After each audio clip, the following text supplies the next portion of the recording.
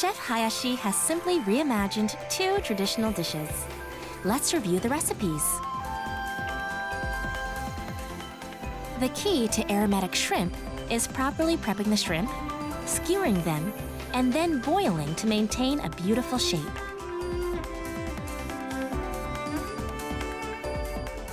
For the marinade, we use brandy instead of sake. A key point is to let the excess alcohol evaporate to preserve its aroma.